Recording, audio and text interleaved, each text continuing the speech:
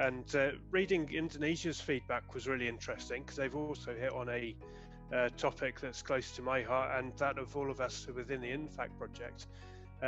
They've provided some really interesting thoughts on how exploration practices themselves can be changed to reduce the impact socially and environmentally in those earlier stages of exploration, making best use of things like innovative exploration methods and remote sensing in order to reduce the requirement for more invasive forms of exploration. And so really fantastic ideas in there, and good to see how Indonesia is trying to incorporate more technical side of exploration into improving ESG performance. Fantastic, thanks, John. So, ladies and gentlemen, we'd like to welcome Budi Santoso from KCMI in Indonesia. And Budi, it's a true joy to welcome you to the table, because I think that you have worked as a geologist in almost every country around the world. So huge experience in terms of actually getting this to work on the ground. Just building on John's introduction there, would you like to give us a little bit more of an understanding as to what the resource and reserve disclosure, etc., looks like within Indonesia? Okay, thank you, Sarah. Thank you, John. Very precise and concise a summary of what we have stated on template. Just to give you a very brief background about the KCMI code. This is a quite young code, even though that it was introduced in 2011. It has been updated back in 2017, and it's been used massively by the company in Indonesia, maybe only for the last 5 years. So for your reference as well, that the code is used both by the publicly listed company and also by private companies. So and honestly, about the ESG, trying to put the aspect of the ESG aspect within or inside the reporting code, it's something that needs to be discussed very deeply and intensively in our committee in Indonesia, because you're not just dealing with the publicly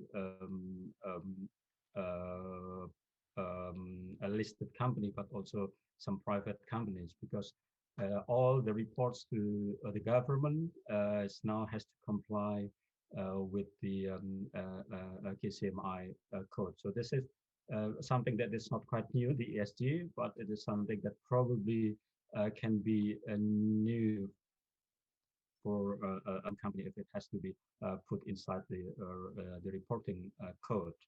So we rather emphasize more in technical, because this is something that can easily be implemented soon, and it is in our domain, if you like. For instance, try to use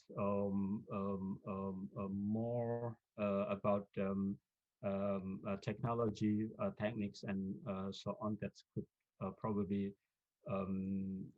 get less impact to the exploration's activity footprint. And because it is the government is because the government is also required or recognized by the government. The government itself that has kind of environmental and social analysis, impact analysis, if you like, for all stages in explorations. So basically, something that's not quite new, if it has to be also recognized by the code as well in some states, but not probably in the very time soon. So, and again about the technicals, yes, we have implemented some techniques of remote sensing techniques been used or considered viable techniques to generate the targets, and also some geophysics, remote geophysics,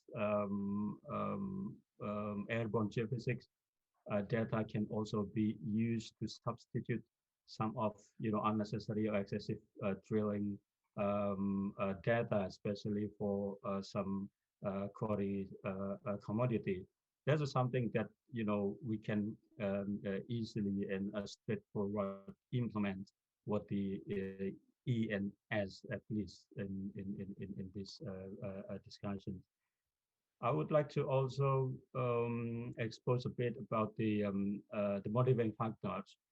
I think some of our colleagues were mentioning about the motivating factors that's already covering the environmental and also social.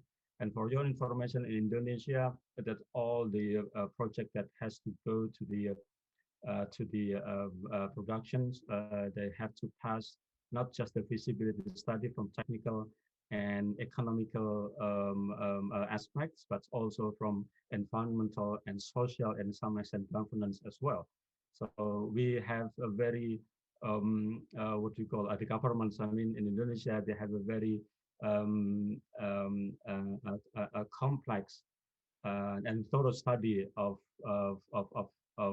analysis for the environmental and social impact of the mining that is going to be built, not just the mining, but also during the exploration stage as well. So basically, it's been there, and it's just simply how to incorporate those to the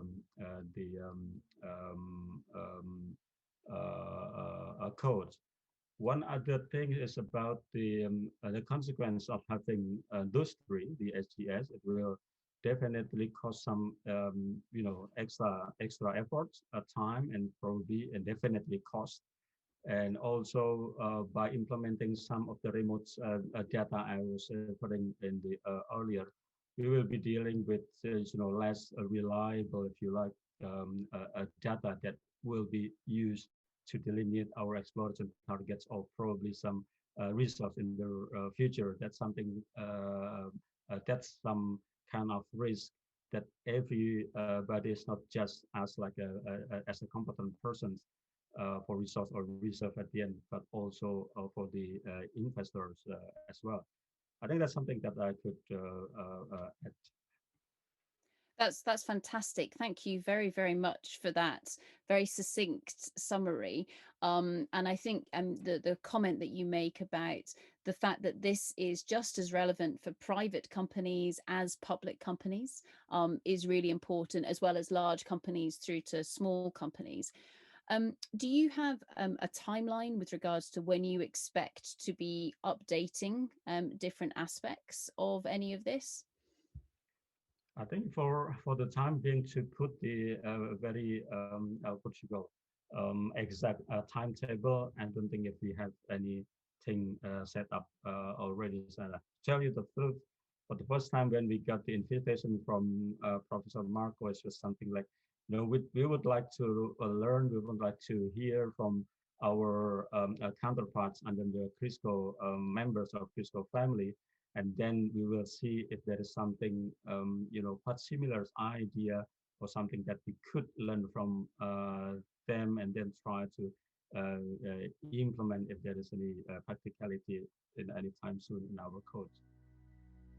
Brilliant. Thank you very much. And I think actually to that, the Australians have already been busy in sharing links that might be useful to you. So ladies and gentlemen from around the world, please do feel free to pile in on the chat and share links, ask questions. If we can't come to your questions now, then we will post the answers online later.